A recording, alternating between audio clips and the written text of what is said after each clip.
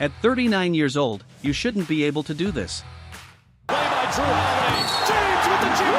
In case you haven't heard, LeBron James is old, really, really old. He's so old that his own son is now playing on the same team as him. Yet, despite his age, LeBron is still giving Father Time a serious beating, which we've witnessed over several NBA seasons. But in these Olympics, he took it to another level, showing that age is just a number.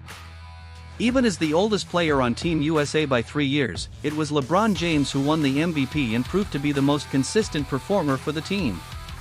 Not just during the Olympics, but also in the exhibition games leading up to them. He averaged 14 points per game in both the exhibition and Olympic games, while improving his rebounding, assists, and field goal percentage during the Olympics. If you were to average his stats across 36 minutes, he was just shy of a 24-point triple-double, shooting an incredible 63% from the field and 37% from three-point range.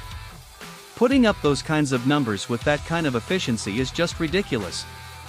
And while most teams might not take exhibition matches seriously, for Team USA, every single game matters.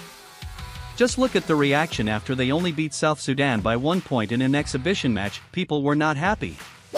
But the reason Team USA remained undefeated during those warm-up games was LeBron James. Despite having more gray hairs than Kevin Durant, it was LeBron who Team USA relied on to close out back-to-back games against Germany and South Sudan. Most people will remember the game winner he hit against South Sudan during the Olympic warm-ups. LeBron drives for the lead, he puts it in! In the next game against Germany, LeBron stepped up once again, this time with less drama but an even better performance. He made a smart and quick cut to the rim, finishing with his left hand, then went down the other end to casually intercept a pass. Just 5 seconds later, Steph Curry found him running the floor, and with a slight hesitation, LeBron froze Dennis Schroeder before stepping through for the finish. With the game still separated by just 1 point and 90 seconds remaining, LeBron knocked down a crucial three-pointer. To top it all off, just like he did against South Sudan, LeBron sealed the win by bullying Schroeder, using clever footwork to finish around the rim. All of this happened in just 4 minutes, during which LeBron scored 9 of Team USA's last 11 points, effectively putting the team on his back. While Stephen Curry's late-game heroics against France in the Olympics will be remembered as one of the most memorable fourth quarters in basketball history, LeBron's consistency throughout the tournament was remarkable. He scored in double digits in every single game, recorded back-to-back double-digit assist games in the semifinal and final, and even notched a triple-double, becoming the only player in Olympic history to do so twice, 12 years apart. What's truly mind-blowing about LeBron is that not only has he played at an elite level for 20 straight years, but regardless of the situation, you can almost always expect an 8 or 9 out of 10 performance from him. Sure, people will bring up his finals performance against the Mavs, but it's time to let that go. Instead of constantly comparing him to MJ or Kobe, we should appreciate what we're witnessing from these modern-day legends. The Olympics served as a reminder that LeBron, Steph, and KD are still among the best players in the world, right up there with the likes of Giannis, Luka, and Jokic. Let's not forget how elite LeBron was last year for the Lakers, averaging 26.7 points, 8 rebounds, and 7 assists on 54% shooting from the field and a career-high 41% from 3, 11 years after his previous career high. His worst shooting season was his rookie year 20 years ago, and he's still going strong. There are so many aspects of LeBron's game that are great, including his shooting. We all know he's one of the greatest passers in NBA history, but his ability to remain one of the best transition scorers at his age is remarkable. Among the top 10 transition scorers in the NBA, only Giannis had a higher field goal percentage than LeBron, and it was by a marginal difference. What makes LeBron so good as a transition scorer is his combination of size, athleticism, and skill.